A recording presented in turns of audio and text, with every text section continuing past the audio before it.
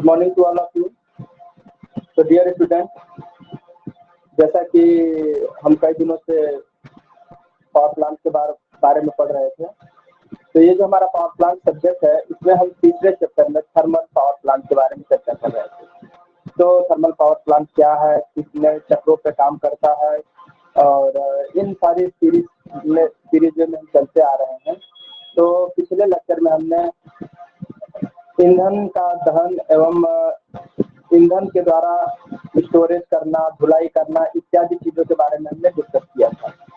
लेकिन आज lecture number 13 में हम आपको यह बताएंगे कि जो बॉयलर है उसमें फर्नेस को चलाने के लिए हम ईंधन का जो इस्तेमाल करते हैं, उनसे उत्पन्न होने वाली राख का हम निस्तारण कैसे करते हैं, डिस्पोजल कैसे करते हैं।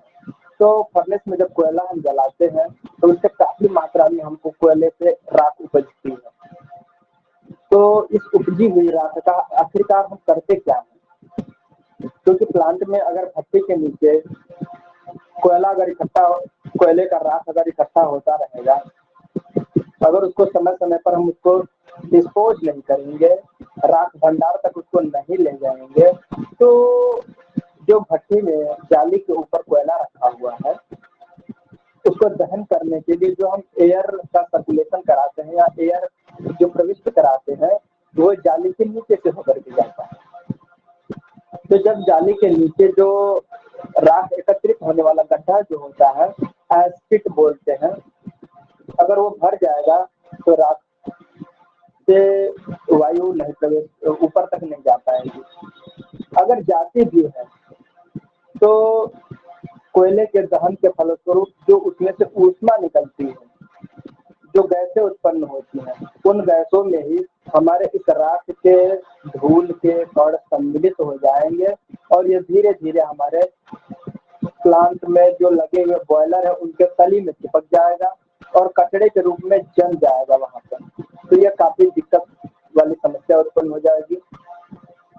उनके विभिन्न भागों पर चिपक करके क्षरण का कारण भी बनने लगते हैं और यही धूल उन दग्ध गैसों के साथ मिल करके चिमनी के माध्यम से जब इन्वायरमेंट में प्रवेश करता है तो पर्यावरण को प्रदूषित भी करता है और वहां के निवासियों तथा आसपास के रहने वाले लोगों के लिए बहुत ही हानिकारक सिद्ध हो जाता है। तो आइए हम यहाँ पर देखेंगे कि ऐश का डिस्पोजल कैसे करते हैं, अर्थात राख का निर्वर्तन कैसे करते हैं। तो चलिए लेक्चर की बात करते हैं।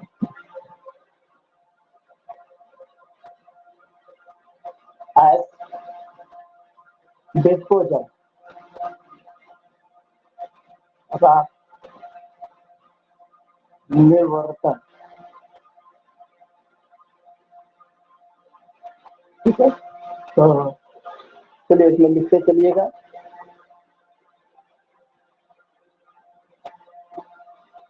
इसमें जो पहला पॉइंट आपको पढ़ने को है, पहली बात जो हम बताने जा रहे हैं, नोट करते रहिएगा।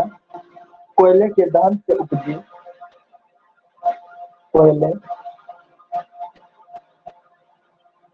के दहन से उपजी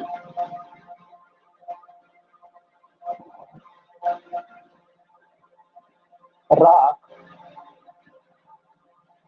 बॉयलर भट्टी, बॉयलर फर्नेस के नीचे बनी जालिका, ग्रेट इसको बोलते हैं। ग्रेट मतलब जाली, जालिका अर्थात ग्रेट। ग्रेट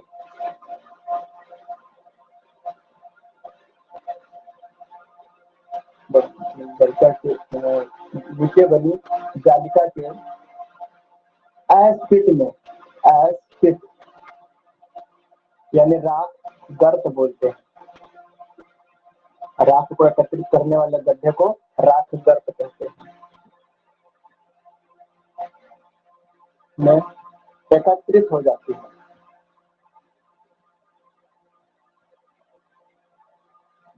एकत्रित हो जाती हैं।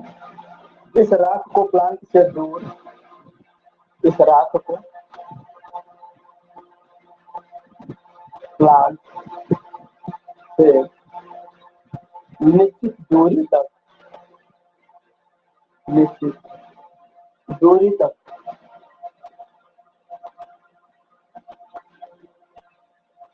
निश्चित दूरी पर स्थित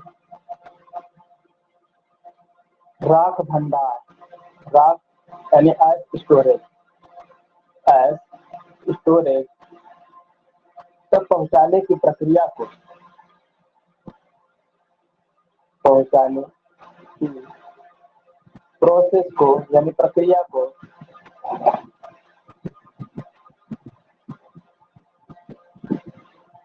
एज डिस्पोजल कहते हैं, एज डिस्पोजल कहते हैं।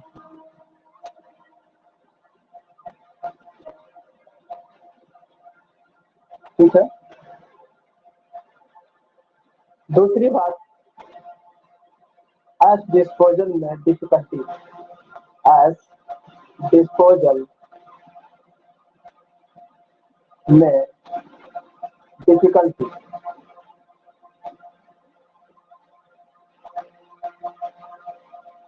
एज डिस्पोजल में डिफिकल्टी यानी कठिनाइयाँ क्या क्या होती हैं। तो आइए हम यहाँ पर देखते हैं कि एज को एक स्थान से दूसरे स्थान तक लेके जाने में क्या क्या कठिनाइयाँ होती हैं। तो देखिए, कोयले से कम, कोयले से लगभग 10 से 20% या इससे अधिक राख उपजती है, इससे अधिक मात्रा में, अधिक मात्रा में एज उपजती है। ठीक है। 10 से 20% भाग कोयले का राख में ही परिवर्तित हो जाता है। ठीक है, या इससे अधिक भी हो सकता है। माना कि 200 मेगावाट, माना 200 मेगावाट के प्लांट, 200 मेगावाट के प्लांट में यदि 1000 टन, 1000 टन कोयला प्रतिदिन जलता है, कोयला प्रतिदिन जलता है, तो उससे लगभग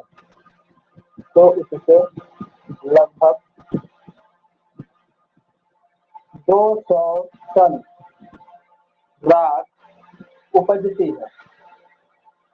ठीक है, 200 टन राख उपजती है। इसमें कठिनाइयाँ क्या क्या हैं, समस्याएं क्या क्या हैं, राख के डिस्पोजल करने में क्या क्या समस्या है। पहली बात कि राख का तापमान उच्च होता है, राख उच्च तापमान पर एकत्र होता है, क्योंकि जब राख तैयार होती है तो उस समय उसका तापमान कितना होता है, ज्यादा अधिक होता है। दूसरा पॉइंट इसमें है, धूल के कण भी इनमें शामिल होते हैं। क्या धूल के कण शामिल होते हैं। तीसरी बात, गैस विषैली भी हो सकती है, गैस विषैली हो सकती है। ये सारी समस्याएं हैं। और क्लिंकर के, क्लिंकर अर्थात बड़े बड़े पिंड, क्लिंकर यानी कि राख में बड़े बड़े पिंड हो सकते हैं। तो बड़े बड़े पिंडों को, राख के बड़े बड़े पिंडों को क्लिंकर कहा जाता है, तो क्लिंकर हो सकते हैं। ठीक है, अब आइए आगे चलते हैं। इनको जल्दी से नोट डाउन करिए।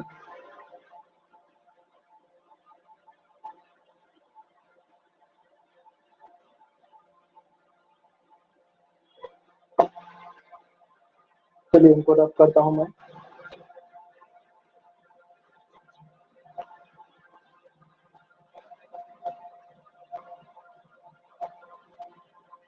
पेश करिए, नीचे वाला नहीं। हाँ ऊपर वाला ही रब कर रहा हूँ, नीचे वाला भी नहीं।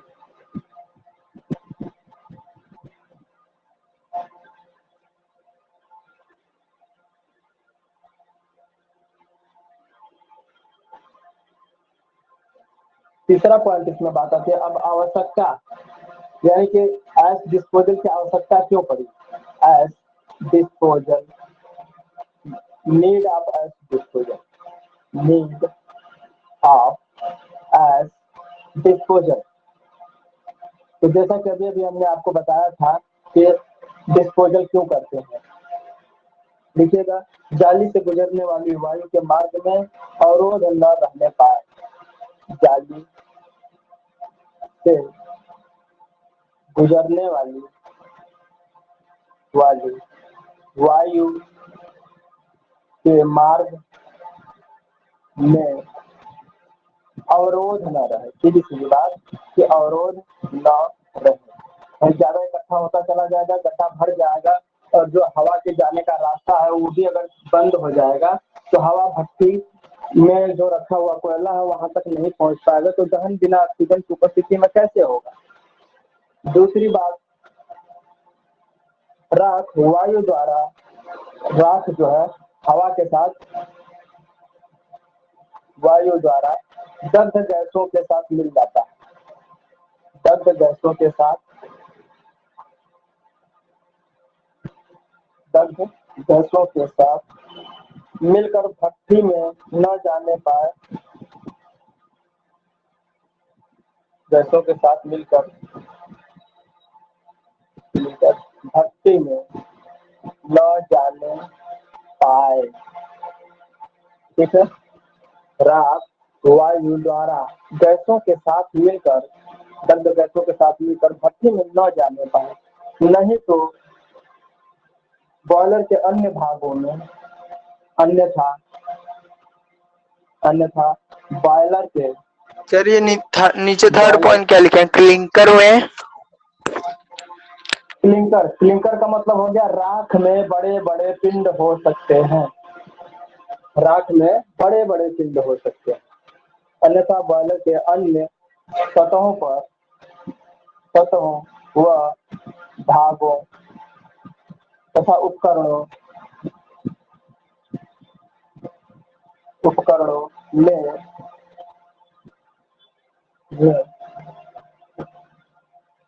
या उपकरणों पर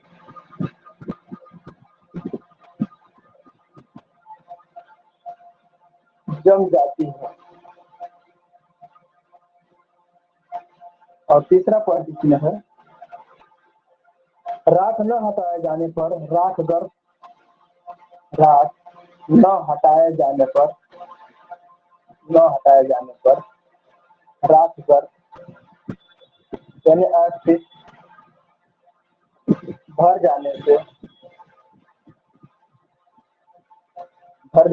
ईंधन दहन द्वारा उपजी, ईंधन दहन द्वारा उपजी राख को एकत्र करने में समस्या होती है, एकत्र करने में समस्या आ सकती है।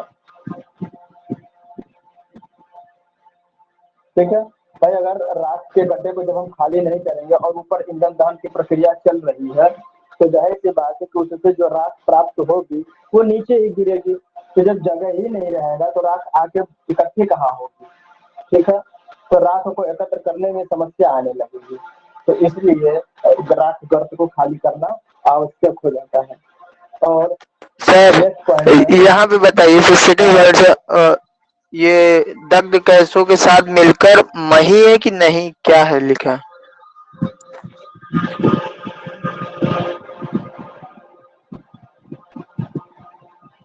फर्नेस मतलब भट्ठी,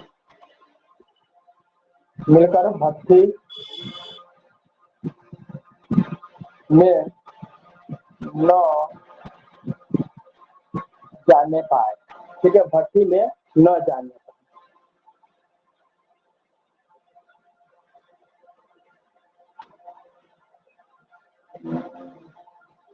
भट्ठी में मत लिखिएगा, यहाँ पे मिलकर बॉयलर में न जाने पाए लिखिएगा, बॉयलर।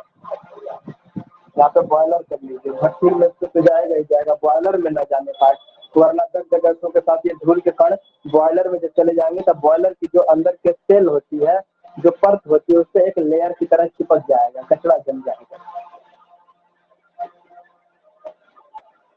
तो 10 गैसों के साथ मिलकर राख, 10 गैसों के साथ मिलकर राख चिमनी से होते हुए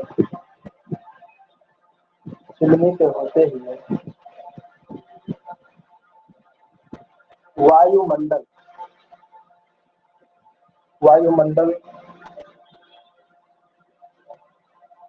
में चली जाती है।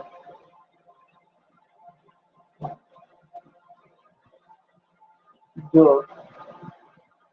पर्यावरण व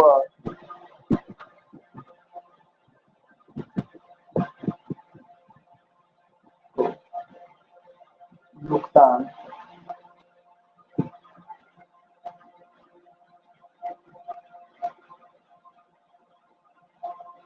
पहुंचा। ठीक है,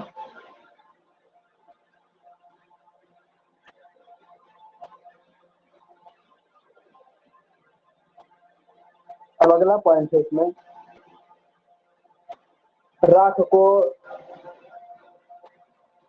डिस्पोज करने का जो स्टेप है। राख न हटाए जाने पर रात क्या लिखा है जाने पर के बाद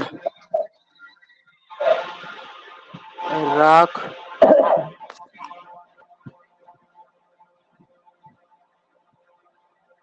एसिड मतलब राख वाला गड्ढा, राख गर्त जिसको कहते हैं, राख को एकत्रित करने के लिए जो हम गड्ढा बनाते हैं इस तरीके से, जैसे ये हमारा फर्नेस हो गया। ठीक है, ये हमारा फर्नेस है। ठीक है, और इसमें यहाँ से वायु भेजी जाती है। क्या भेजी जाती है? वायु, यहाँ से वायु भेजी जाती है। ठीक है, और ये फर्नेस है। ठीक है, यहाँ पे कोयला इकट्ठा हुआ है। ठीक है, और यहाँ पे आग लगी हुई है, और यहाँ से वायु जा रहा है, और यहाँ से कोयला झड़ करके राख बन करके यहाँ पे इकट्ठा हो रहा है। तो इसको जो हम कहते हैं, इसको कहते हैं एसिड, यानी कि राख गर्त, यानी राख को एकत्रित करने वाला गड्ढा राख गर्त कहलाता है। ठीक है, और ऊपर हमारा बॉयलर लगा हुआ है। ये क्या है? हमारा बॉयलर। ठीक है, ये हमारा बॉयलर है।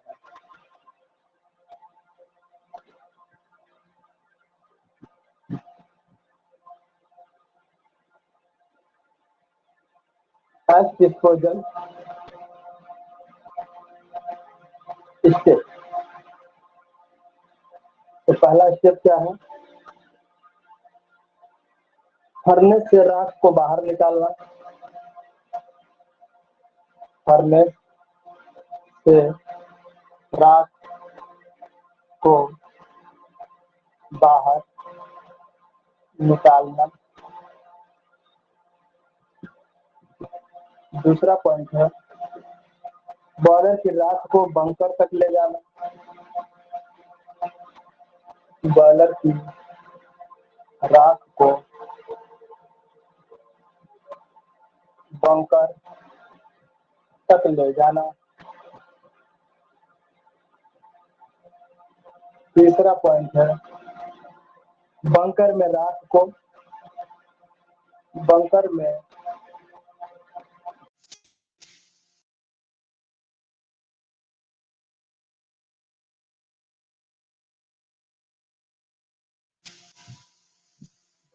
राख को उपयुक्त विधि द्वारा एकत्र करना, उपयुक्त विधि द्वारा एकत्र करना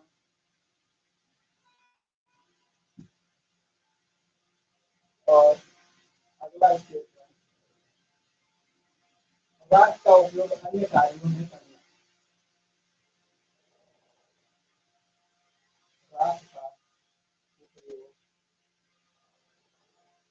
अन्य कार्यों में करना।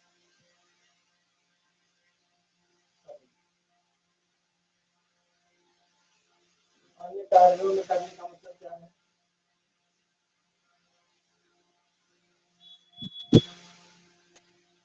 जैसे भवन निर्माण,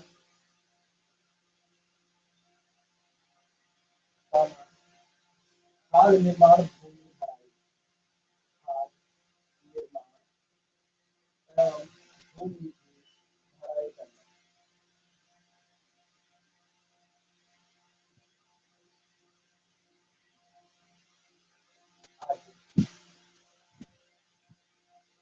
ठीक है,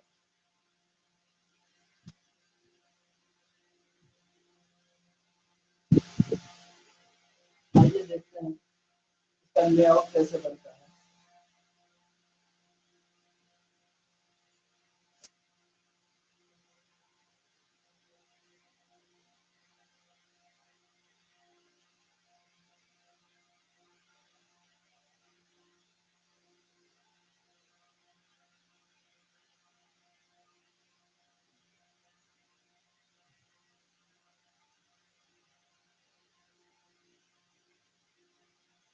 ये हमारी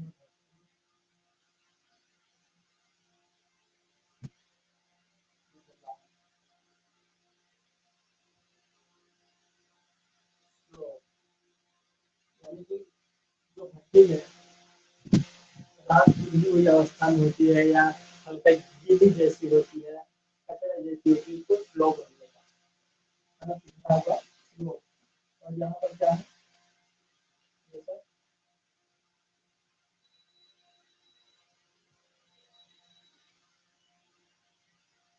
ये राख, इसका हमने निस्तारण किया, नीचे दिख रहा है,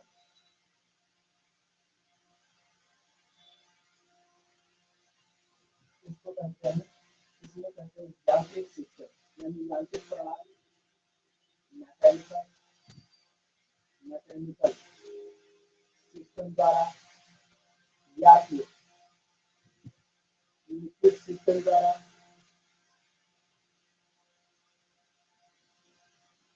या न्यूमेटिक सिस्टम द्वारा या स्टीम जेट, स्टीम जेट द्वारा, इन तीन विधियों के द्वारा हम राख को निकालते हैं। यहाँ पे देखिए ये मैकेनिकल सिस्टम है, ये लिक्विड सिस्टम है, ये न्यूमेटिक सिस्टम है और ये स्टीम जेट सिस्टम है। ठीक है, इन तीन मेथड के द्वारा हम राख को बाहर निकालते हैं। ठीक है, और यहाँ से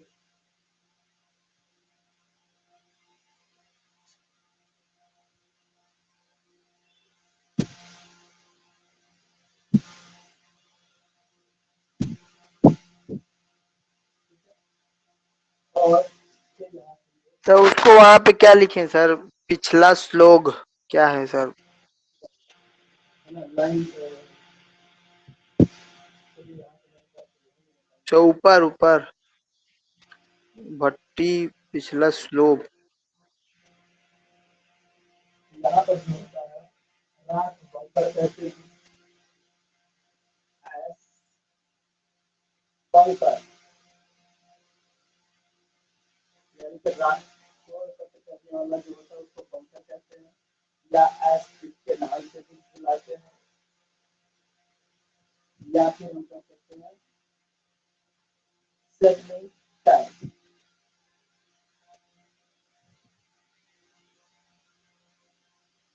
सेटलिंग टाइम, इन नामों से हम इसे कहते हैं। क्या है? राख एज कलेक्टर।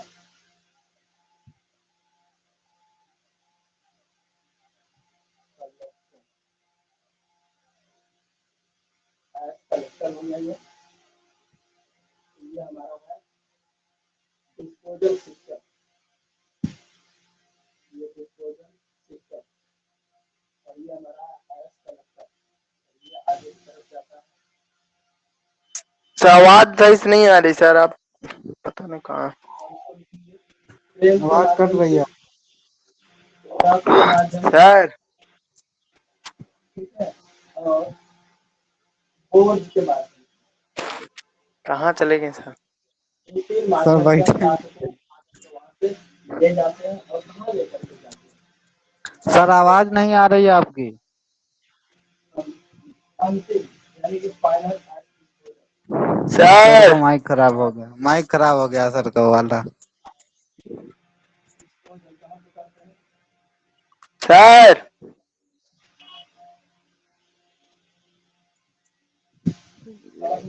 सर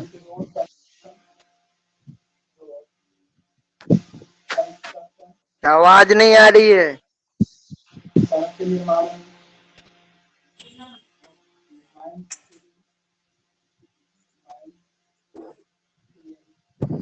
के खदानों की खुदाई करने के लिए जहाँ पे गड्ढा खोदा गया है, सर आवाज नहीं आ रही है। यानी कि जहाँ जहाँ से गड्ढा होता है वहाँ पर उसको भरने के लिए ले जाया जाता है और वहाँ पे इसको सर आवाज सही नहीं आ रही है सर। बन गया फिगर। अरे सर सुनिए तो अब तो बताएंगे। इसको बोलते हैं ट्रांसपोर्टेशन सिस्टम। सर को फोन करो सचिन।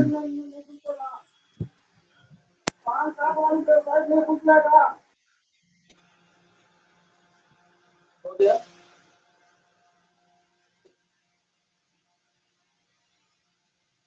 सर आवाज सही नहीं आ रही है।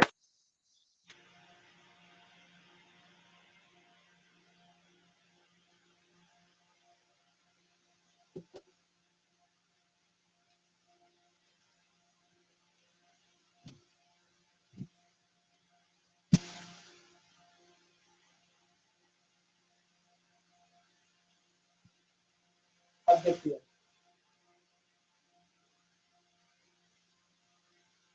Dust collector and disposal.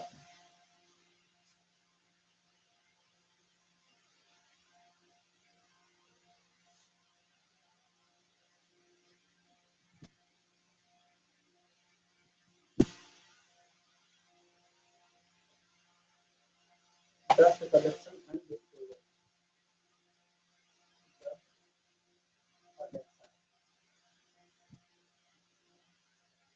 ठीक है, यानी कि धूल का निस्तारण कैसे करते हैं, जो धूल इसमें प्राप्त होती है उसका निस्तारण कैसे करते हैं।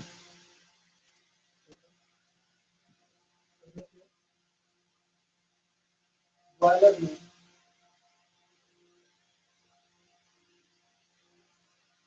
पहले के गर्म से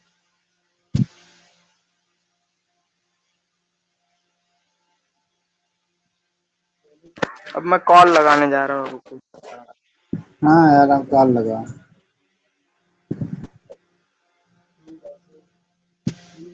रात हुए जल्दी करो वरना चैप्टर खत्म। रात हुए के साथ इस्तेमाल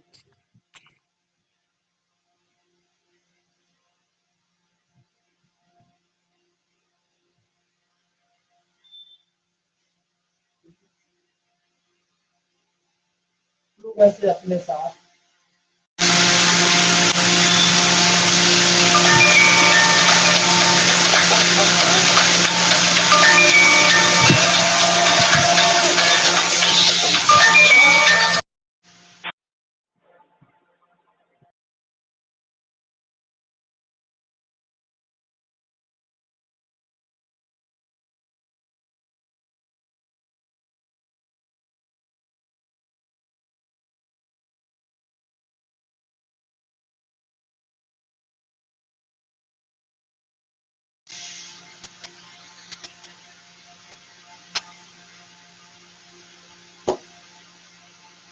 तो कब से बुला रहे सर, आवाज ही नहीं आ रही।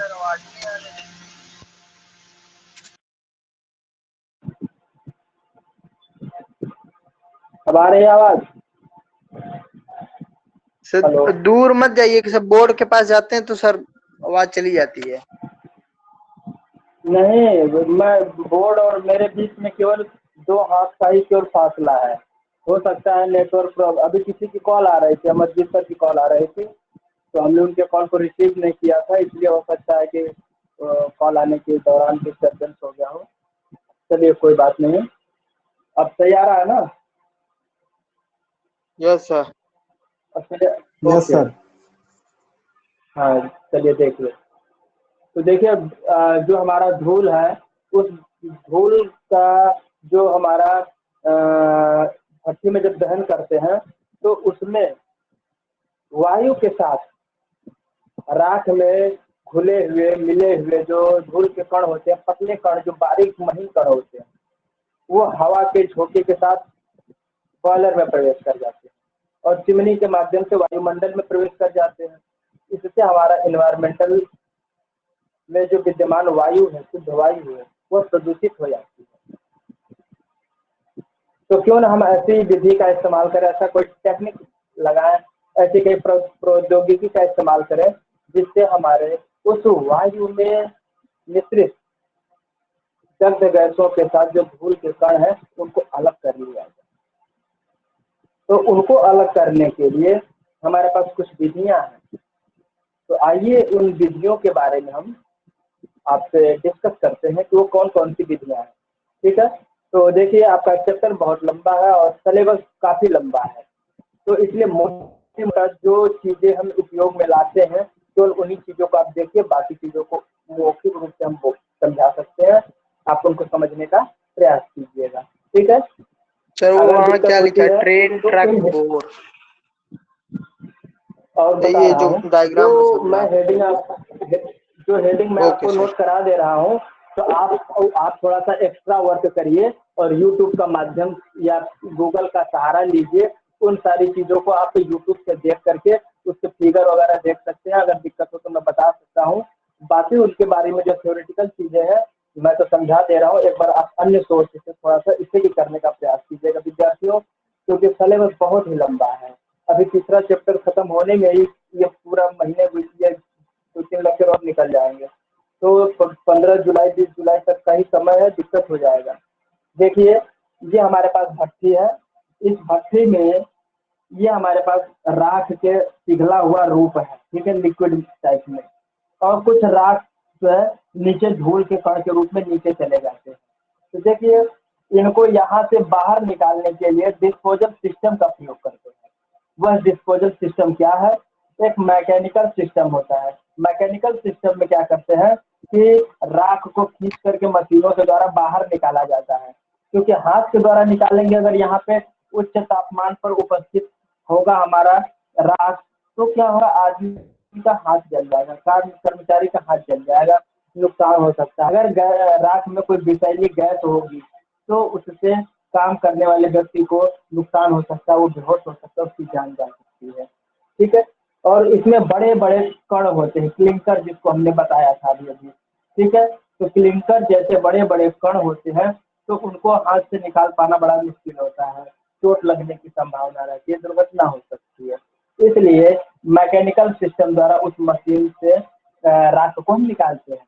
दूसरा लिक्विड सिस्टम है। लिक्विड सिस्टम द्वारा क्या करते सर हैं, तो वो वहाँ उसमें ऊपर क्या पानी की लिखा है, बौछार पिछला? कराते हैं। सर पिछला, ये हाँ सर। पिघला है कि पिछला है सर? ये ऊपर पिछला श्लोक, Hello. Slog slog.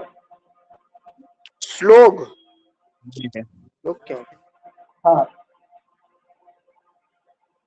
ठीक है, तो पानी की बौछार दे करके इसको बहाया जाता है। जैसे आपके घरों में क्या होता है कि कहीं छत पे कचरा फंस गया, अगर आप हाथ से साफ नहीं करना चाहते हैं तो आप पानी की बौछार करके फुहारे के माध्यम से उसको साफ करते हैं, तो उसी तरीके से इसको साफ किया जाता है।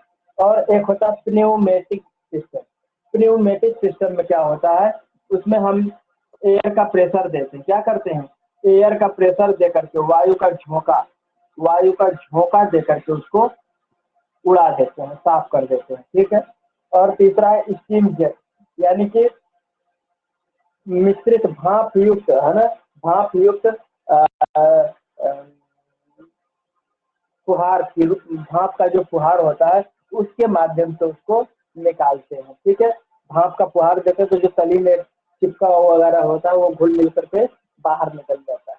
ठीक है। तो तो ये तरीके हैं एयर उसको के बाहर प्रेशर निकालने से सर, एयर के प्रेशर जितनी राख होती है उसमें से सब निकाल के फिर ऐस बंकर में डाल देते हैं। हाँ, एस कलेक्टर में जाता है, एस बंकर या पिट या एस सेटलिंग टैंक में जाता है। ठीक है। तो एस कलेक्टर में चला जाता है। तो एस कलेक्टर जो होता है उसको या तो एस बंकर कहते हैं, एस पिट कहते हैं, या सेटलिंग टैंक कहते हैं। उसी टैंक में इसको एकत्रित कर लिया जाता है। उसके बाद ट्रांसपोर्टिंग सिस्टम यहाँ पे है। ये ट्रांसपोर्टिंग सिस्टम क्या है? या तो ट्रक हो सकता है, ट्रेन हो सकता है, या ब्रोज हो सकता है, यानी छोटी सी गाड़ी जिससे हम उसको भर भर के 2-3 बार, 10 बार, 20 बार, जितनी बार में जो है उसको हम ले जाएं। कहाँ ले जाएंगे? उस स्थानों तक ले जाएंगे जहाँ पर खादान है, खादानों में गड्ढा खोदा गया है और कोयले को निकाल लिया गया है। तो उस गड्ढे को भरने के लिए इस राख को ले जाकर के वहाँ पे भर देते हैं। ठीक है। या फिर कहीं कहीं सड़कों पे या कहीं खेतों में या कहीं कोई मकान वगैरह बना रहा, प्लाट वगैरह खाली है, तो वहां पर ले जाकर के इसको भर देते हैं। ठीक है। फिर उसके बाद रोड जहाँ बन रहा होता है, यानी कि सड़क निर्माण में जहाँ पर यूज होता है, या फिर कोई वैसी क्या कहते हैं कि इन राख का, जैसे कि सड़क के किनारे किनारे नहीं लगा होता है, सड़क बनाते हैं तो मिट्टी जब भरते हैं तो किनारे किनारे पे साइडा जो बनाते हैं, किनारे किनारे की जो साइडा बनाते हैं, तो इन्हीं राख के उपयोग द्वारा हम ईंट तैयार करते हैं और सड़क के किनारे इस तरह लगा देते हैं और इसके अंदर मिट्टी भर करके रोलर से दबा करके, ठीक है, और इसको सड़क बनाते हैं। ठीक है। तो उस कार्यों में भी इसका इस्तेमाल कर लिया जाता है, ब्रिक्स बनाने में। ठीक है। बन गया है डायग्राम, ड्रॉ करें। Yes sir. चलिए अब देखिए इन राख को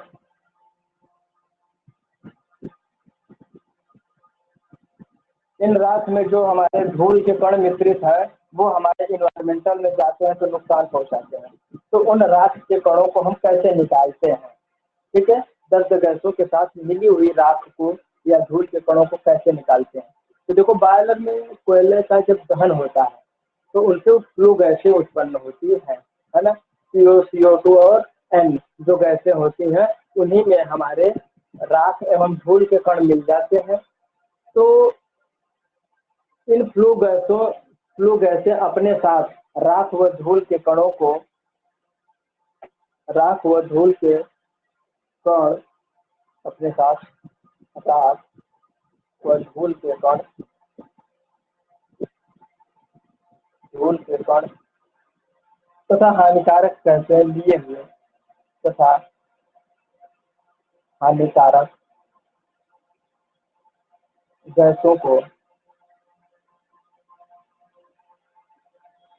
लिए हुए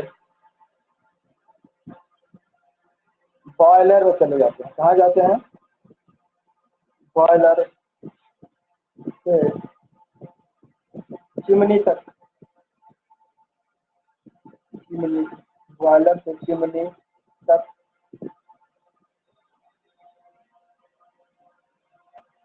पहुंचते हैं तथा वायुमंडल में में भेज दिया जाता है, वायुमंडल में भेज दिया जाता है।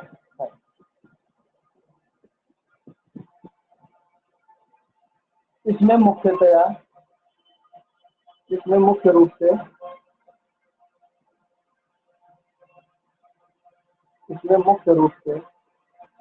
CO2, SO2 तथा N2 गैसें शामिल होती हैं।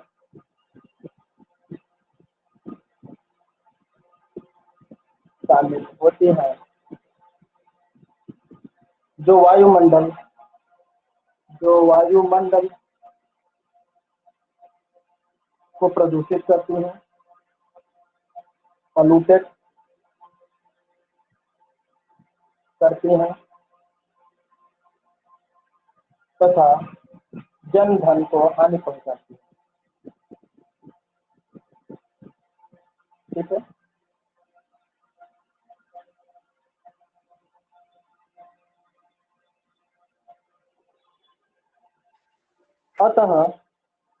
अतः वायुमंडल में भेजने से पूर्व इन्हें वायुमंडल में भेजने से पहले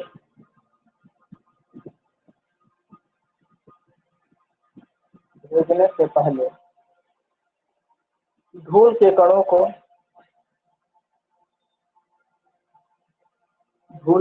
को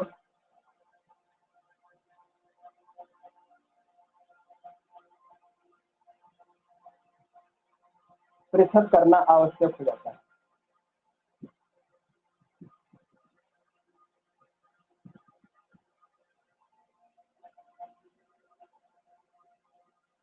ठीक है। तो इन धूल के कणों को पृथक करना आवश्यक हो जाता है, अच्छी बात है, लेकिन हम करेंगे कैसे?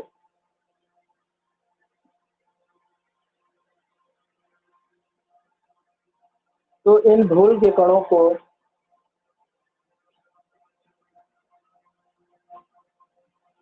इन्हें विभिन्न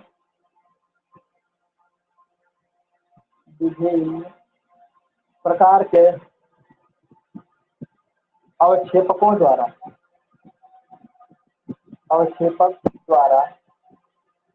अवक्षेपक को प्रिसिपिटेटर कहते हैं।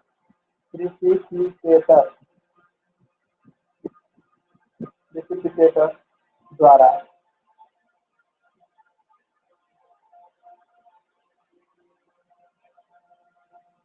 अलग किया जाता है।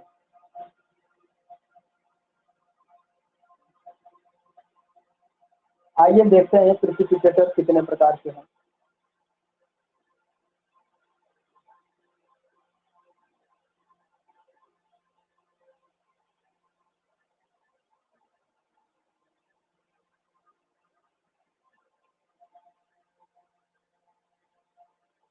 रफ करें।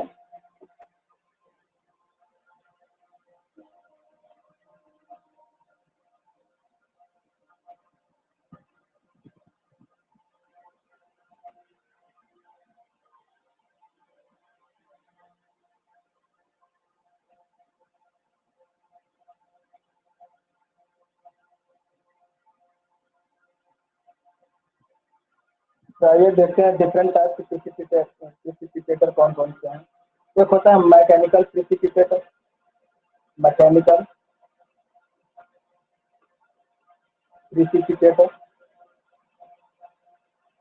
दूसरा होता है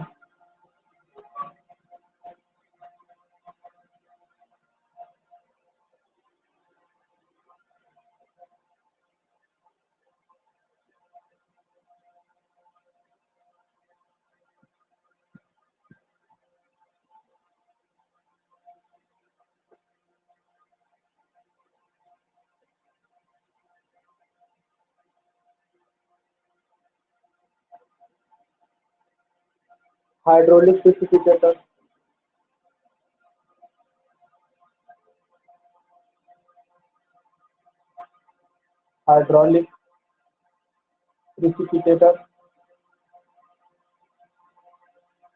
और तीसरा होता है इलेक्ट्रोस्टैटिक प्रिसिपिटेटर।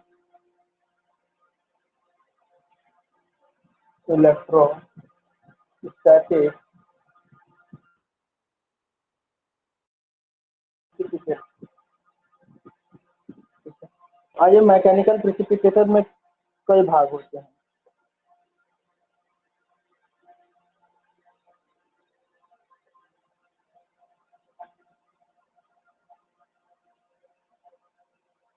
इनके अंतर्गत कई चीजें आती हैं। इसी के अंतर्गत देखिए A, B, सी डी, 4 चीजें आती हैं। देखिए कौन कौन सी हैं।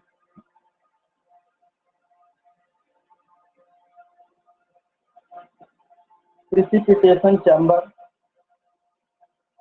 प्रिसिपिटेशन चैम्बर, और दूसरा है सिंडर कैचर और साइक्लोन सेपरेटर, और बस 3 होती हैं।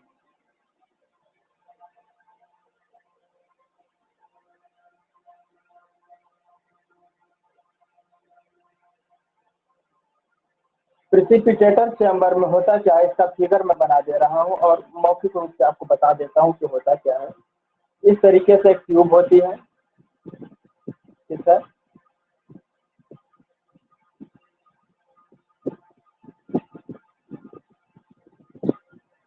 अब होता क्या है,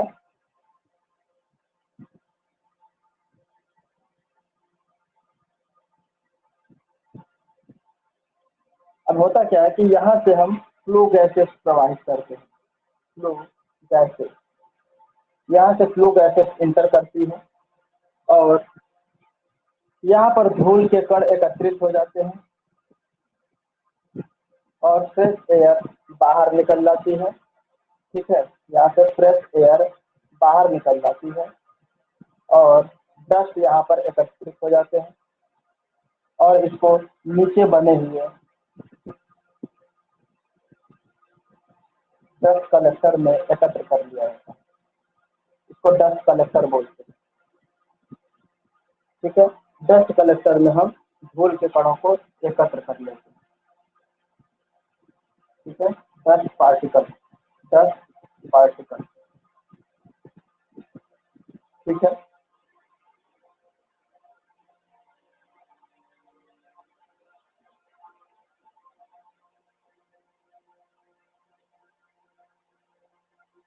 ठीक है, इसमें हवा का बेग यहाँ पर तीव्र होता है, ठीक है, और यहाँ पे हवा का गति क्या हो जाता है, स्लो हो जाती है, ठीक है। क्योंकि यहाँ पर तीव्र गति से इंटर किया, क्योंकि क्रॉस सेक्शनल एरिया छोटा है और आगे जाने के बाद क्रॉस सेक्शनल एरिया क्या है, थोड़ा बड़ा हो जाता है, इसलिए हवा की गति कम हो जाती है और धूल के कण आसानी से यहाँ पर एकत्र हो जाते हैं और नीचे हॉपर में कलेक्ट कर लिया जाता है, ठीक है। अब आगे चलते हैं। इसी तरीके का प्रेसिपिटेटर जो है एक और फिगर बनता है। ये फिगर बना लिए हैं तो इसको रफ करें हम। ये फिगर नंबर 1 है या फिर ए कह सकते हैं, ठीक है। ये हमारा वो हो गया। अब चलते हैं सिंडर कैचर।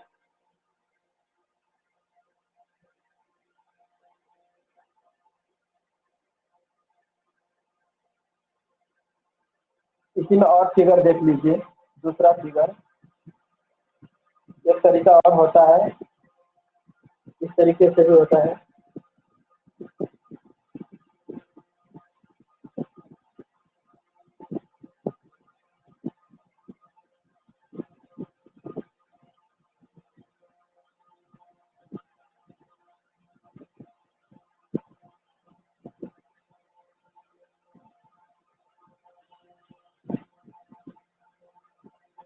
यहाँ से फ्लो गैसेस प्रवाहित होती हैं,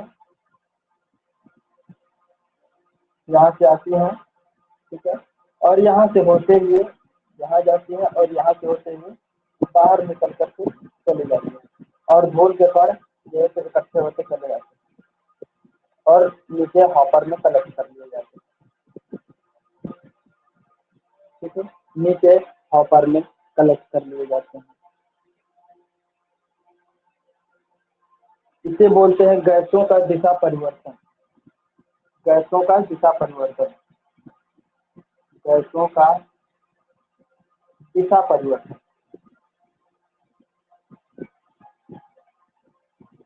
ठीक है। अब आइए देखते हैं दूसरा सिंडर कैचर।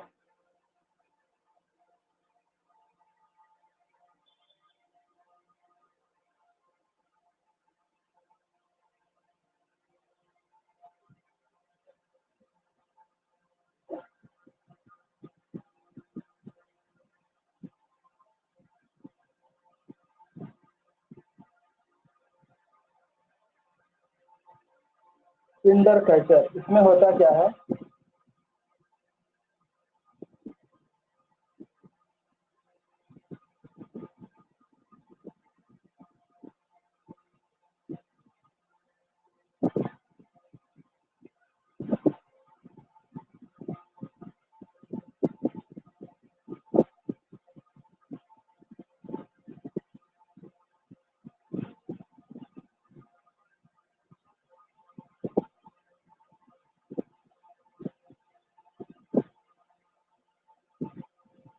फ्लू गैस से यहाँ से निकलती है चिमनी के लिए,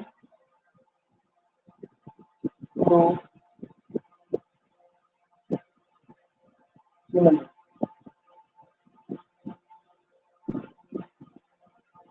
ठीक है। और यहाँ से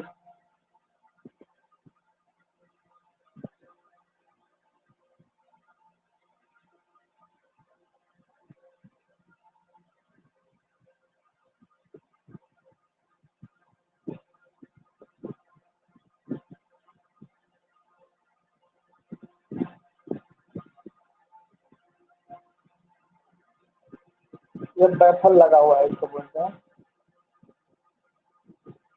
बैफल से बोलते हैं, ठीक है।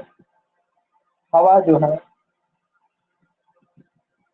यहाँ से गुजरती है और इन बैफल से ऐसे होते हुए इधर की तरफ आती है, ठीक है।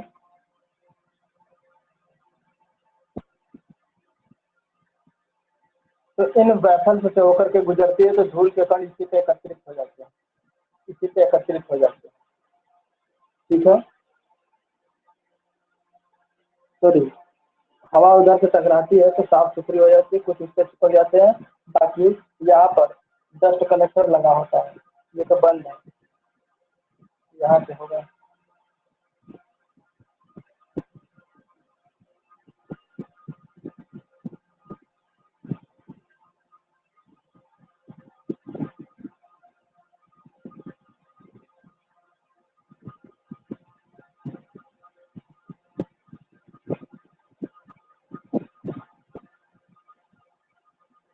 और हवा यहाँ से होकर के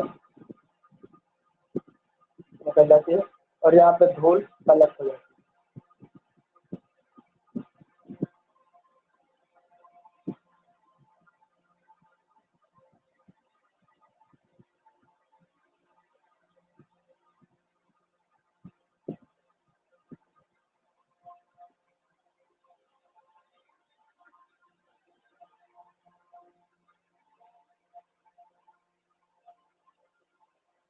ठीक है।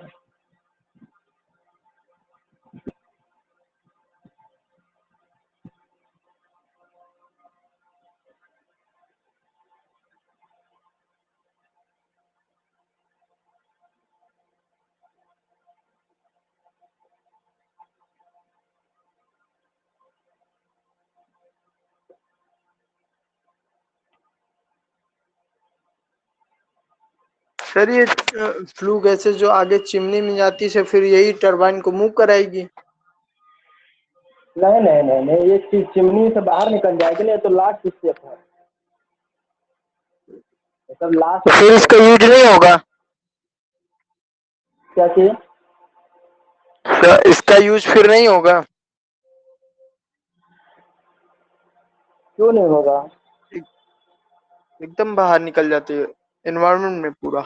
हाँ, नहीं तो जब चिमनी जो होती है ना, चिमनी से पहले ही लगा देंगे ना इसको, बॉयलर से जब निकल के आएगा और चिमनी के रास्ते जाएगा तो चिमनी से पहले ही लगा लेते हैं, ताकि इसी से फिल्टर होकर के तब चिमनी से बाहर निकले ना।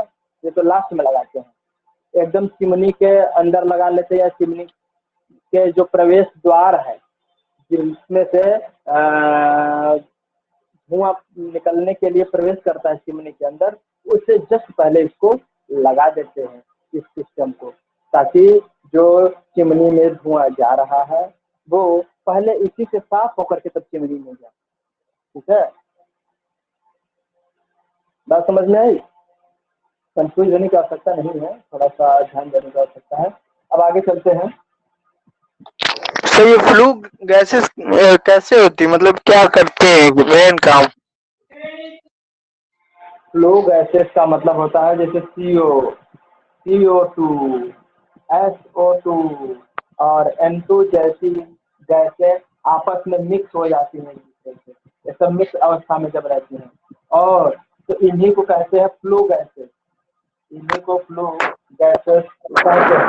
ठीक है, और इन्हीं में हमारा जब हवा का प्रेशर जब जा रहा है कोयले को जलाने के लिए, कोयले को जलाने के बाद जो ये गैसें निकलती हैं, तो इनमें कार्बन डाइऑक्साइड, कार्बन मोनोऑक्साइड है ना, या फिर ये है सल्फर डाइऑक्साइड और नाइट्रोजन, ये सारी जो गैसें मिक्स होती हैं जब कोयले का दहन होता है और हवा इधर से जाती है, तो ये हमारा बनकर के तैयार होता है फ्लू गैसेस।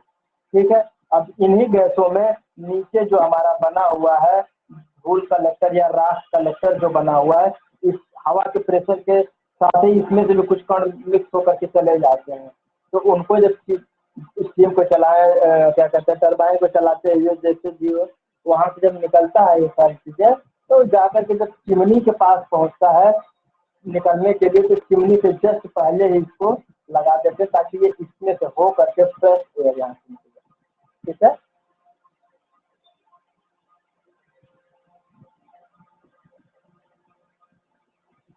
यानी कि जो दहन के फलस्वरूप उपजी हुई गैसें हैं उनमें नाना प्रकार की जो गैसें उसमें सम्मिलित हैं, उन्हीं विभिन्न गैसों के सम्मिलित रूप को ही फ्लू गैसेस हमने कहा। ठीक है, अब देखिए साइक्लोन टेम्परेचर, ये सब आपको आपने वो पढ़ा है इन्वायरमेंट?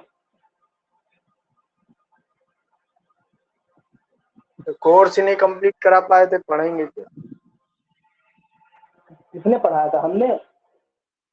नो सर, कौशल सर। कौन? तो कोई न्यू टीचर थी चलिए सर। ठीक है, तो अच्छा अच्छा अच्छा समझ गए। तो देखिए, तो उसमें भी ये सारी चीजें आप पढ़े होंगे, प्रिसिपिटेटर, क्लिंकर और साइक्लोन। नहीं पढ़ा है तो मैं एक बार बस खाली फिगर बना दे रहा हूँ, क्योंकि ये सब चीजें आपके कोर्स में पूछेगा नहीं, लेकिन मैं आपको बता दे रहा हूँ कि ये सब मेथड होता है। और आपको क्लिंकर नहीं मालूम है इसको, ये भी मैं साइक्लोन भी बता दे रहा हूँ। ये होता क्या है कि इस तरीके से एक सिलेंडर होगा और यहाँ से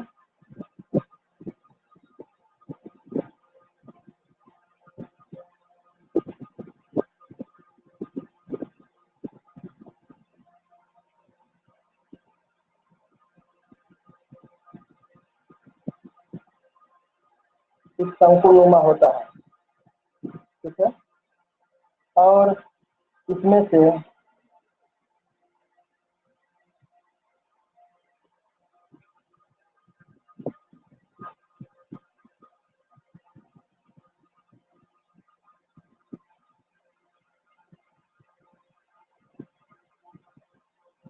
यहाँ से फ्लो गैस है,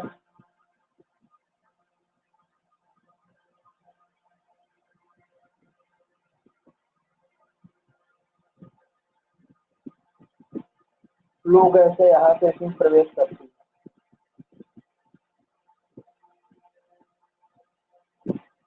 फ्लो गैसेस जब इसमें आती है, ठीक है, तो ये एकदम चक्रवात की तरह ऐसे घूम करके इस तरह से नीचे की तरफ आती है, और नीचे की तरफ आने के बाद ये तीव्र गति से ऊपर जाती है और इसमें टकराते हुए ऐसे ऐसे बाहर निकल जाती है। ठीक है, फ्रेश एयर। ठीक है, तो ये चक्रवाती यानी तूफान की तरह, साइक्लोन टेम्परेचर का मतलब तूफानी प्रेशर का है।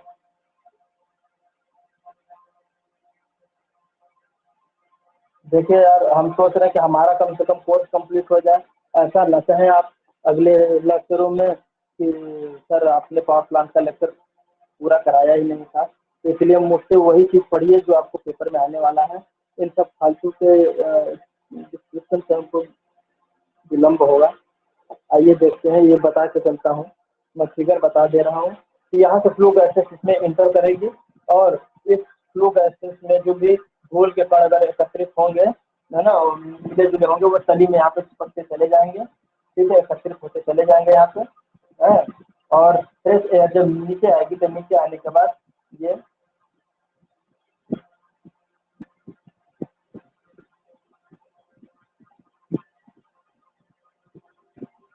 और सीधा ऊपर की तरफ जाएगी और ऊपर की तरफ जाने के बाद कुछ इस तरीके से घूम के टहलते यहाँ से बाहर निकल जाएंगे।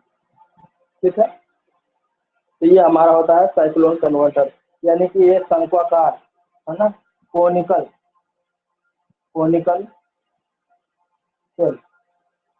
कोनिकल को ही शंक्वाकार कहते हैं ना।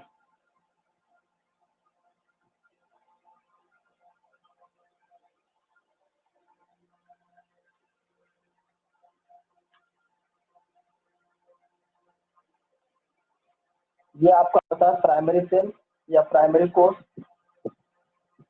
इसको प्राइमरी सेल बोलते हैं, इसको सेकेंडरी सेल बोलते हैं।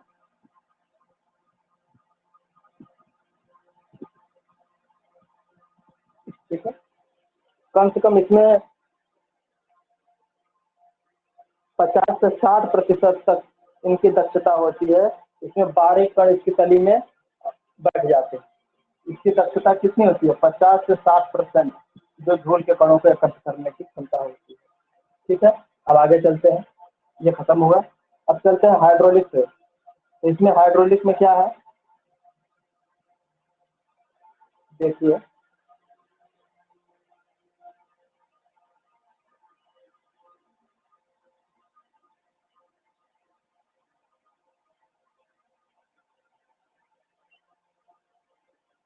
हाइड्रोलिक का मतलब हो गया द्रवीय।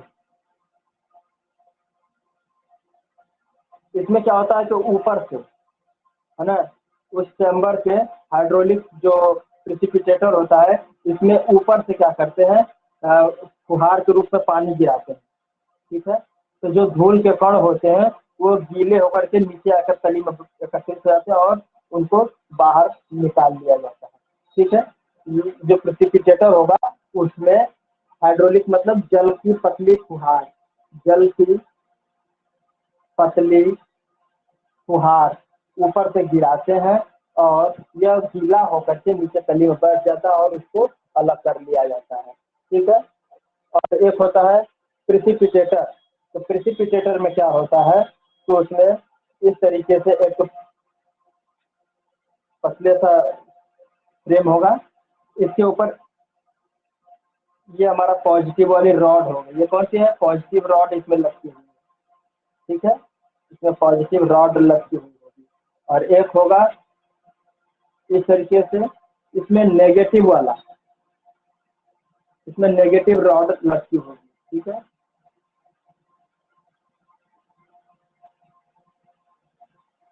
ये नेगेटिव वाली होगी, यानी इसमें एक होगा एनोड होगा और एक होगा ये भी एनोड है, ये भी एनोड है और ये भी एनोड है। ठीक है, और बाकी ये और ये तीनों क्या है? कैथोड की छड़ें होंगी और इसको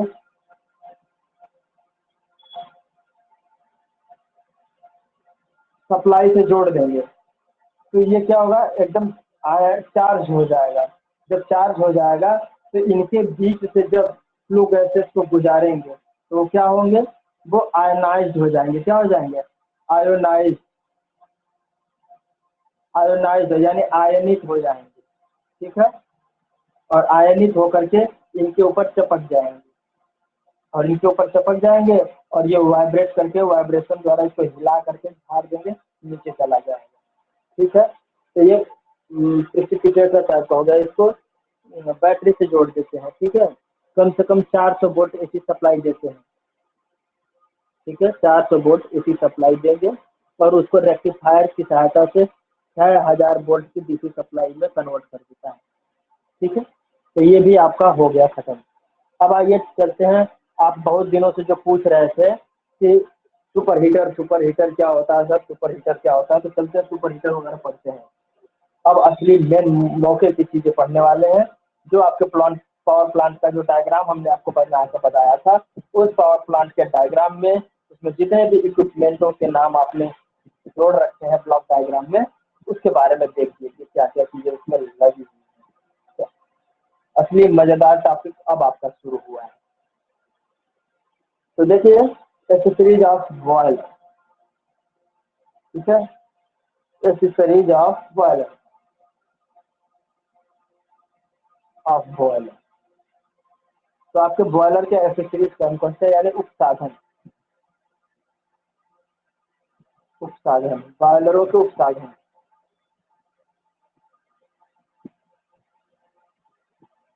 ठीक है, तो आइए देखते हैं बॉयलर के उपसाधन में कौन कौन सी चीजें हैं। पहला है सुपर हीटर।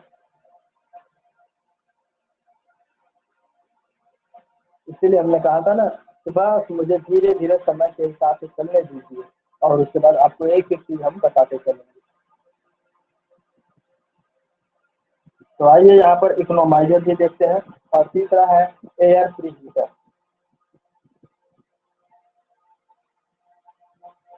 ठीक है, और चौथा है फीड वाटर हीटर।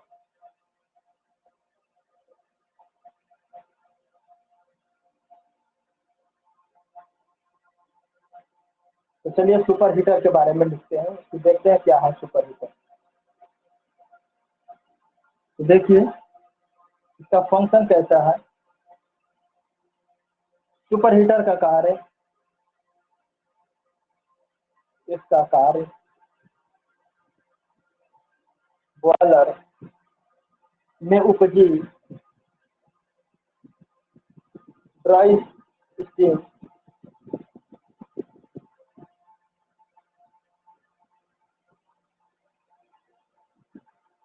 स्टीम को ड्राई करना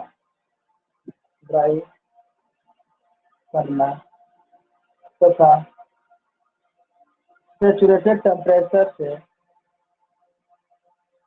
सैचुरेटेड टेम्परेचर से सैचुरेटेड टेम्परेचर से पर्याप्त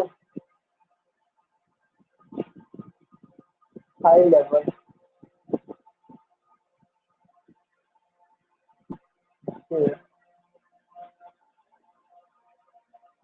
से स्टीम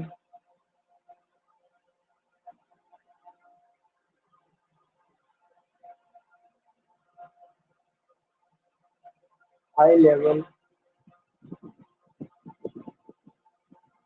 लेवल तक स्टीम के टेम्परेचर में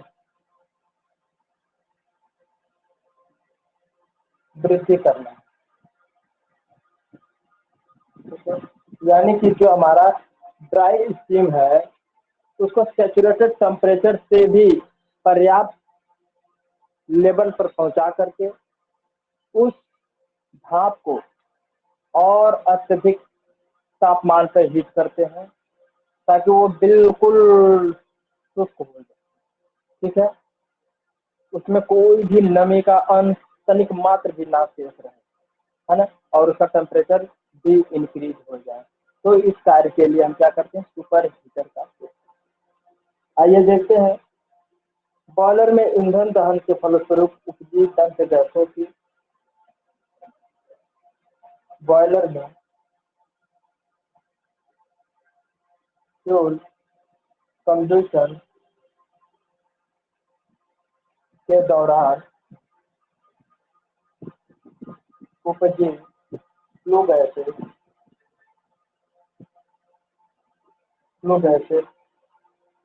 के ऊष्मा का उपयोग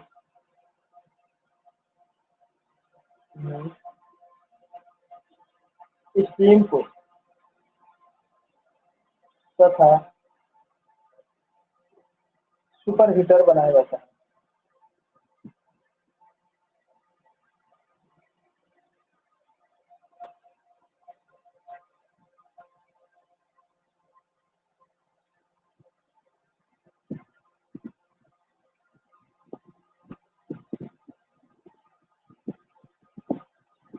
ठीक है, यानी कि जो सुपर हीटर होता है उसको हम फ्लू गैसों में जो ऊष्मा विद्यमान होती है उसी फ्लू गैसेस की ऊष्मा को चिमनी के माध्यम से बाहर निकाल कर वेस्ट कर देने से बेहतर है कि उसको सुपर हीटर एलिमेंट को इन फ्लू गैसों की ऊष्मा से गर्म करते हैं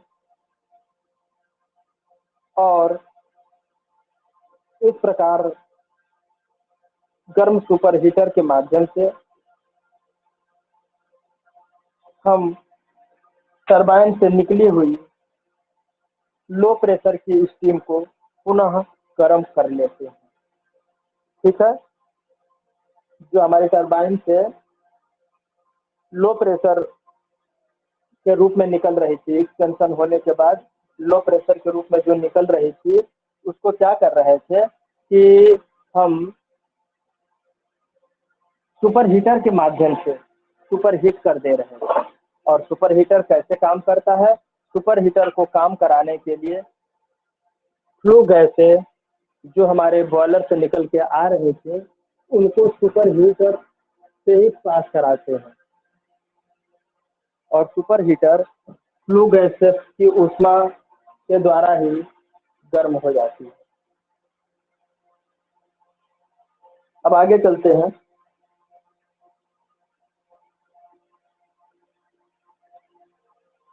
सुपर हीटर में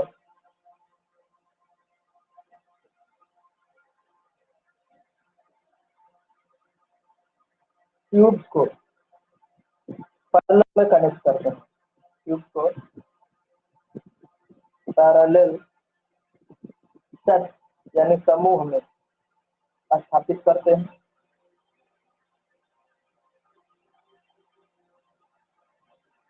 जिनके हेडर आपस में जुड़े होते हैं, जिनके हेडर आपस में जुड़े रहते हैं तथा ट्यूब के द्वारा फ्लू गैसें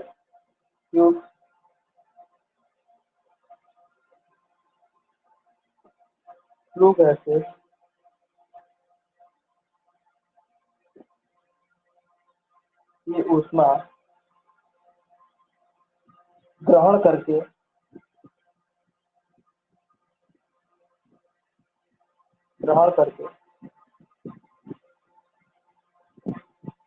अतितप्त अवस्था में यानी सुपर हीट कंडीशन में बाहर निकलती है।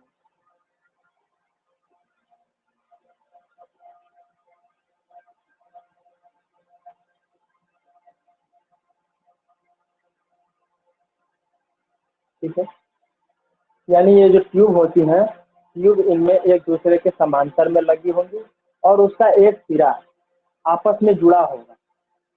ठीक है, जिसमें ये जो फ्लू गैसें होंगी, ये अपनी ऊष्मा इस ट्यूब को ट्रांसफर कर देंगे और इस ट्यूब में से जो हमारी लो प्रेशर की स्टीम आती है, वह पुनः गर्म हो जाती है। इस प्रक्रिया को ही हम क्या कहते हैं?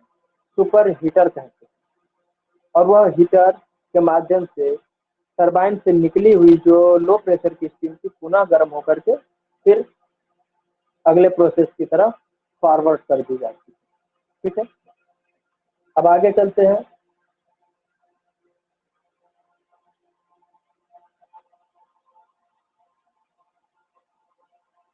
आइए, ये सुपर हीटर का कंस्ट्रक्शन कैसा होता है, ये काम कैसे करता है, तो इसकी एक हाँ बोलिए। हो गया होगा, इसको रफ करें। आइए देखते हैं कि सुपर हीटर काम कैसे करता है ना, कैसे कैसे इसका कंस्ट्रक्शन होता है।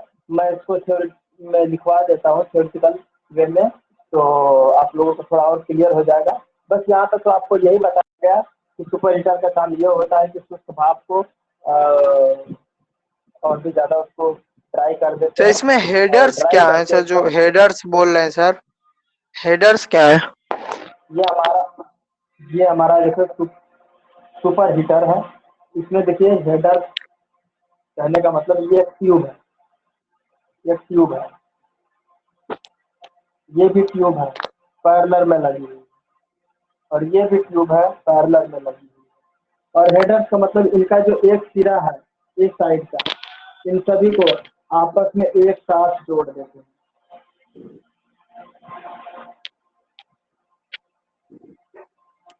तो मतलब पाइप के थ्रू तो कनेक्ट देखिए, रहेंगे ये? हाँ, और यहाँ से जब हमारा फ्लो गैसेस इसमें फ्लो होगा, अरे कोई भी लिक्विड मटेरियल या कोई भी स्टीम से लो प्रेशर से जो भाप आ रहे हैं, इसमें मान लेते हैं कि हमने स्टीम को ले लिया, ठीक है, इसमें स्टीम आ गई, ठीक है, और यहाँ पे फ्लू गैसेस हैं, इसमें फ्लू गैसें आ गई, तो फ्लू गैसें इन ट्यूब के अगल बगल से होते हुए गुजरेंगी, ठीक है, फ्लू गैसें इधर से आएंगी, आ रही है ना फ्लू गैसें, और इस ट्यूब को गर्म कर दे रहे हैं, ठीक है। और इस गर्म ट्यूब से क्या हो रहा है कि जो हमारी ऊष्मा है वो मतलब फिर से ये स्टीम गर्म हो जा रही है, और इसको फिर से हम ले जा करके कहाँ, किसी टरबाइन को हम चला ले रहे हैं,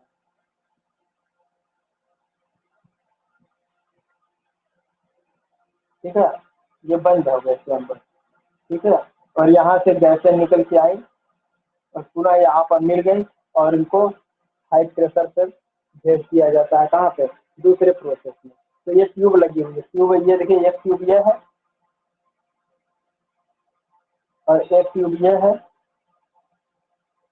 तो जब ये दो ट्यूबों को आपस में जोड़ देंगे हेडर,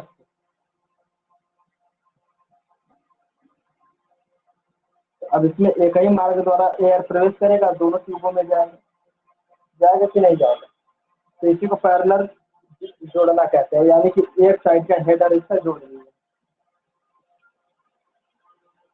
ट्यूब के सर ऊपर वाला हिस्सा एक दूसरे से अटैच रहता है। हाँ हाँ, ये देखिए हमारे पास, ये देखिए एक ये पेन है हमारे पास, ठीक है, और एक ये पेन रखा हुआ है, हमारे पास दो पेन है। अब इन दो पेनों में से किसी एक साइड का हमने दोनों को आपस में इस तरीके से जोड़ दिया, पैरेलल टिका दिया है पैरेलल रूप में। जैसे सीढ़ी होते हैं, सीढ़ी जो चढ़ने वाली सीढ़ियाँ हैं, इसके डंडे कैसे होते हैं, ये सीढ़ी हो गई, इसके दो डंडे हो गए, जैसे पैरेलल में एक दूसरे से जुड़े हुए हैं कि नहीं, पैरेलल में होते हैं, इसके ऊपर आगे पाँव रख करके ऊपर चलते हैं, तो इसी तरीके से इसको जोड़ दिया जाता है, ठीक है।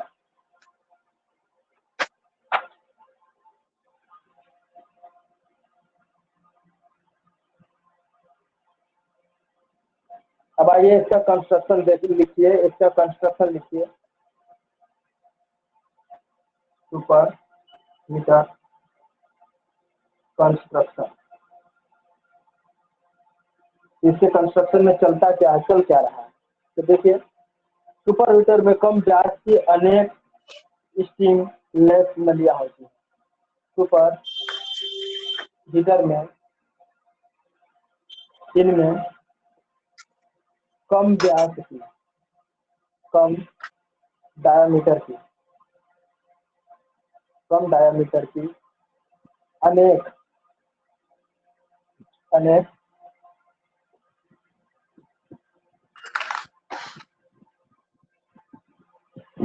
अनेक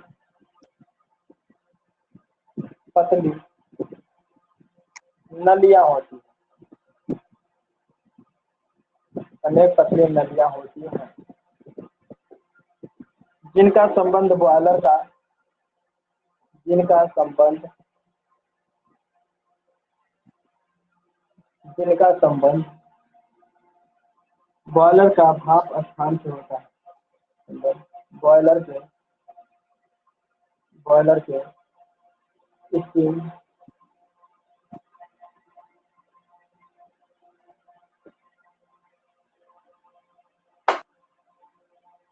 से होता है। ये नलियां ये ट्यूब के रूप में समांतर समूहों में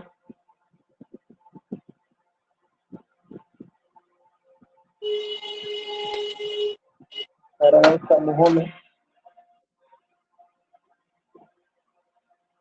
होती हैं, या कह सकते हैं ग्रुप में, पैरेलल ग्रुप में, ऐसे भी लिख सकते हैं, ग्रुप में होती है। बॉयलर के भाप स्थान से, बॉयलर के स्टीम स्पेस से सैचुरेटेड स्टीम,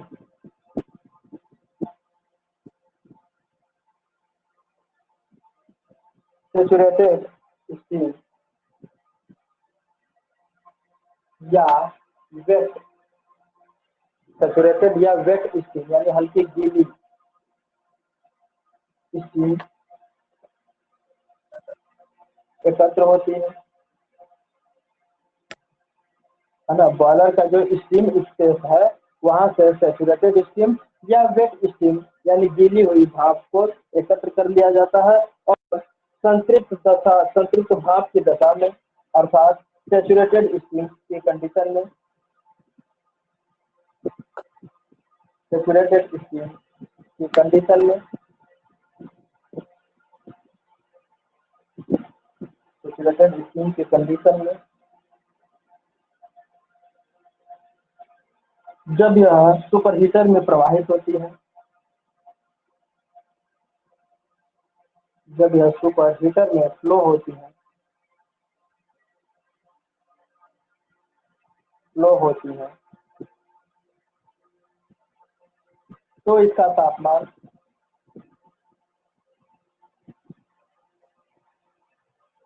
तो इसका तापमान सैचुरेटेड टेम्परेचर से हाई हो जाता है, सैचुरेटेड टेम्परेचर से भी हाई अधिक हो जाता है,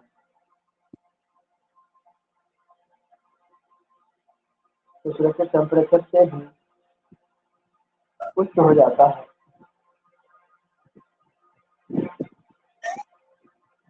ठीक है, सैचुरेटेड टेम्परेचर से भी उच्च हो जाता है।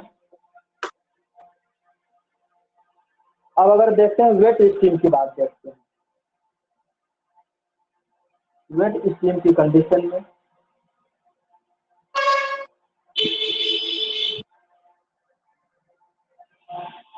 ठीक है, वेट स्टीम की कंडीशन में कोई बस में बैठा हुआ है क्या? वेट स्टीम की कंडीशन में जब भाप को सुपर हीटर से गुजारा जाता है, ठीक है, जब भाप को सुपर हीटर से प्रवाहित किया जाता है, सुपर हीटर से प्रवाहित किया जाता है, तो सबसे पहले, तो सर्वप्रथम ड्राई कंडीशन में आती है,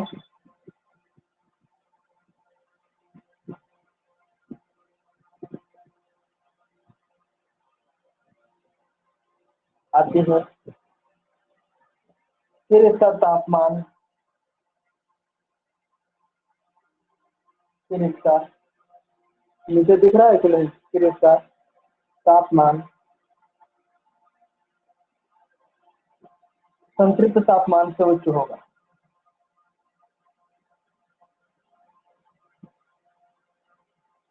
सैचुरेटेड टेम्परेचर से उच्च होगा।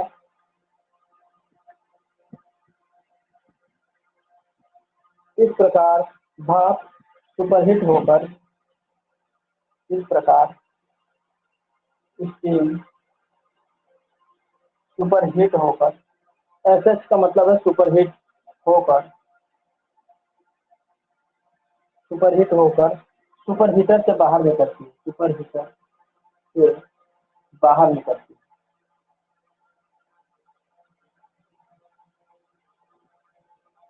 सुपर हीटर से बाहर निकलती है।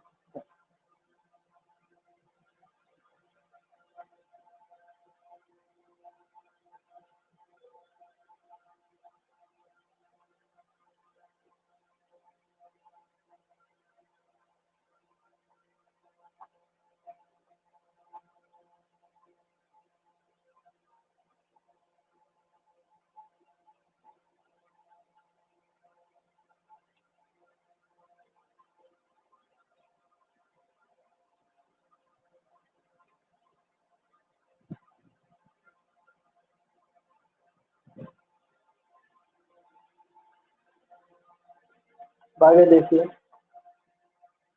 सुपरहीट भाप से तापमानों का मानकीकरण किया गया है। सुपरहीट स्टीम के तापमान का मानकीकरण स्टैंडर्डाइजेशन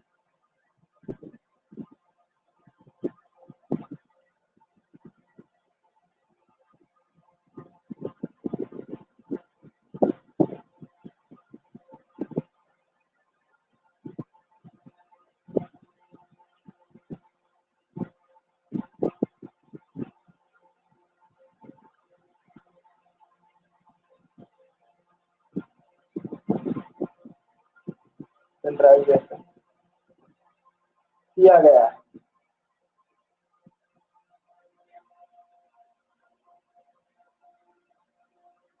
ये तापमान 50 डिग्री सेंटीग्रेड से आरंभ होती है।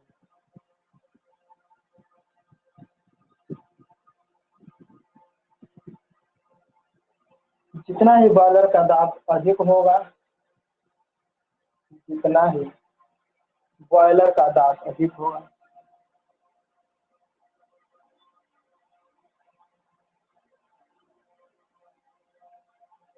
जितना ही बॉयलर का प्रेशर अधिक होगा, उतना ही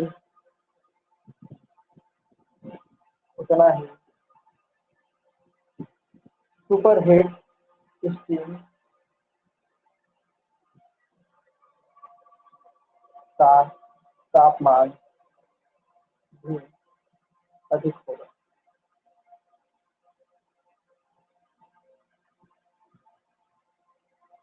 थर्मल पावर प्लांट में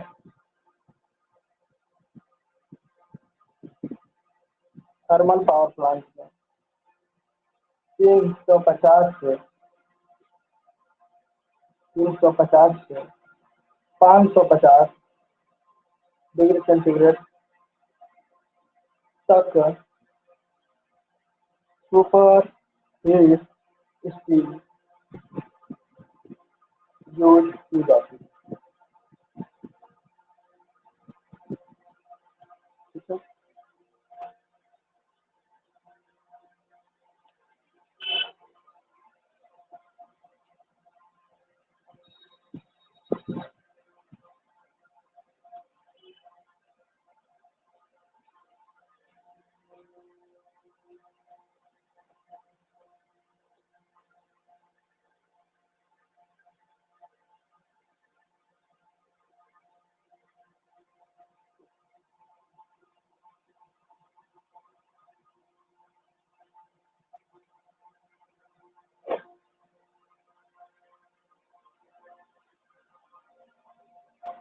अब बात करते हैं इकोनोमाइजर की।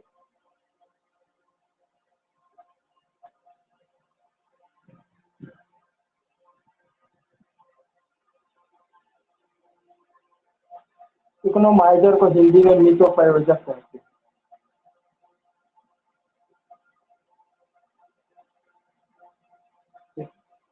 तो आइए चलते हैं मितोपयोजक क्या होता है। इसका कार्य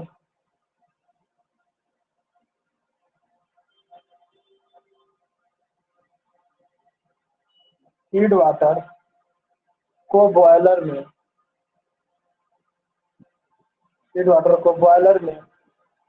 भेजने से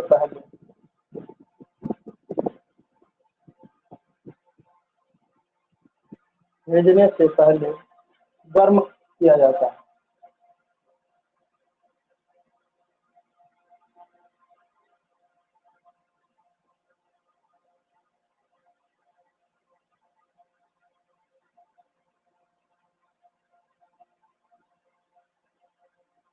ठीक है, इनके प्रयोग से बॉयलर संयंत्र की इनके यूज से बॉयलर प्लांट की इफिशियंसी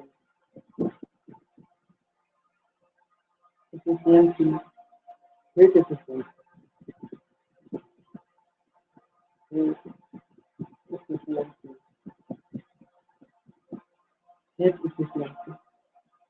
में वृद्धि होती है।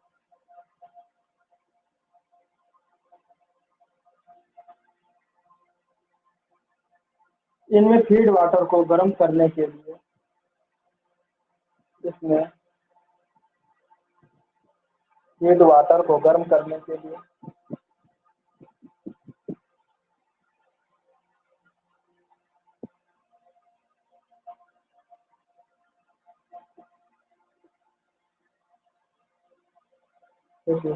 बॉयलर की फ्लू गैसेस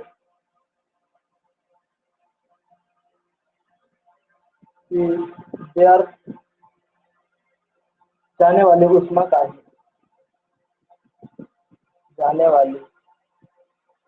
का ही उपयोग किया जाता है।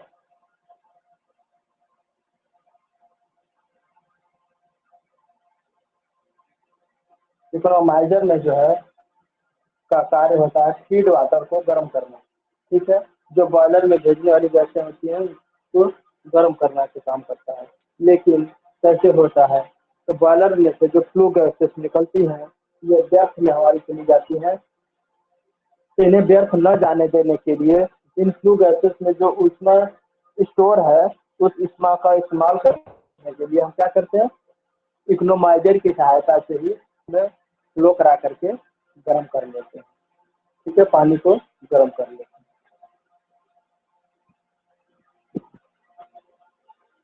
आइए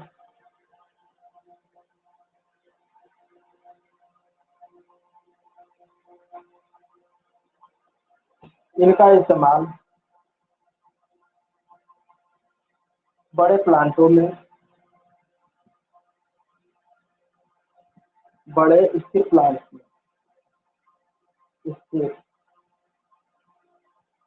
प्लांट्स में होता है।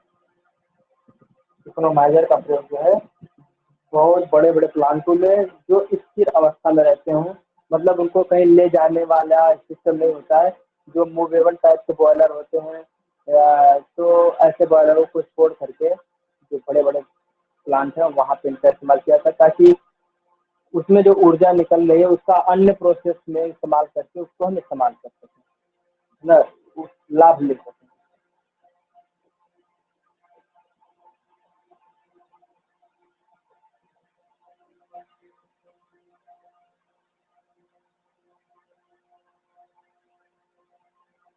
अब देखते हैं एयर प्री हीटर।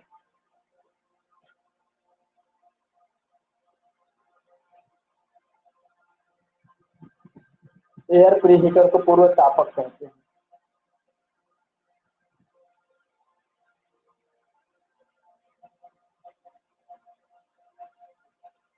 वायु पूर्व तापक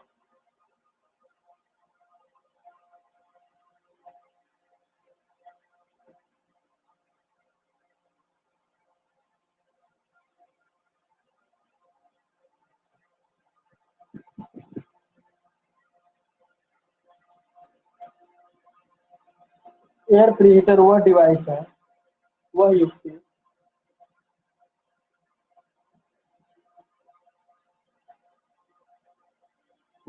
है जो वायु को बॉयलर भट्टी में भेजने से पूर्व जो वायु को बॉयलर में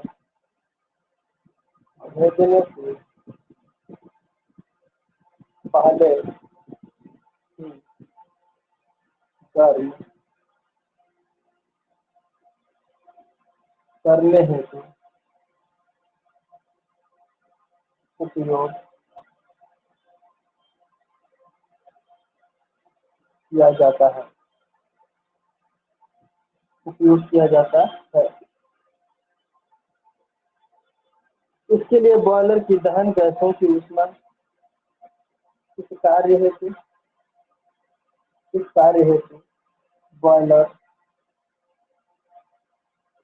के दहन गैसों की ऊष्मा का ही यूज किया जाता है।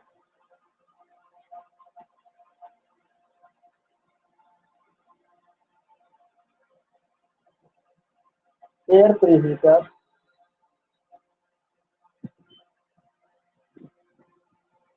को इकोनोमाइजर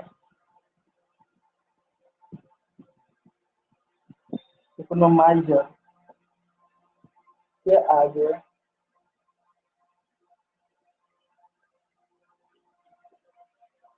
तथा चिमनी के पहले स्थापित किया जाता है।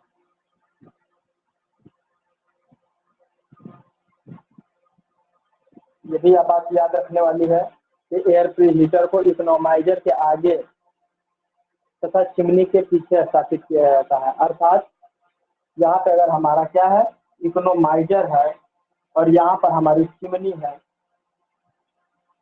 तो इनके बीच में ये स्थापित करेंगे। ठीक है, बात समझ में आई? यानी कि इकोनोमाइजर के आगे और चिमनी के पीछे यहाँ पर हम एयर प्रीहीटर का इस्तेमाल करें। ठीक है, यानी कि इकोनोमाइजर और हीटर के बीच में। और इसका काम क्या होता है, बॉयलर में जो एयर जा रही है ठंडी वाली, तो ठंडी वायु जाएगी तो बॉयलर को और ठंडा करेगी, और बॉयलर में जो ऊष्मा है वो भी थोड़ी सी कम हो जाएगी, उसकी ऊष्मा उस ठंडी वायु को गर्म करने में। तो क्यों ना हम ऐसा करें कि जो एयर आ रही है तो बॉयलर से जो दग्ध गैसें बाहर निकल के जा रही हैं, व्यर्थ निकल के, उन्हीं गैसों को पहले ही एयर को गर्म करके तब इसमें भेजिए। ये हो गया आपका इकोनोमाइजर। तो आज की क्लास यहीं पे समाप्त की जाती है। मेरे प्यारे विद्यार्थियों, आज आप लोगों की क्लास यहीं पर समाप्त की जाती है। और आज के लेक्चर में आप लोगों ने बहुत कुछ सीखा। इकोनोमाइजर क्या है, एयर प्रीहीटर क्या है, सुपर हीटर क्या है, कैसे काम करता है, इसमें क्या मैकेनिज्म होती है, और सुपर हीटर को कार्य करने के लिए ऊष्मा कहाँ से हमें मिलती है, और हमें सुपर हीटर का प्रयोग करने की आवश्यकता क्या है, एयर प्रीहीटर की इस्तेमाल की आवश्यकता क्या है। इन सारी चीज़ों को आप यहाँ भली भांति पढ़े हैं, समझे हैं।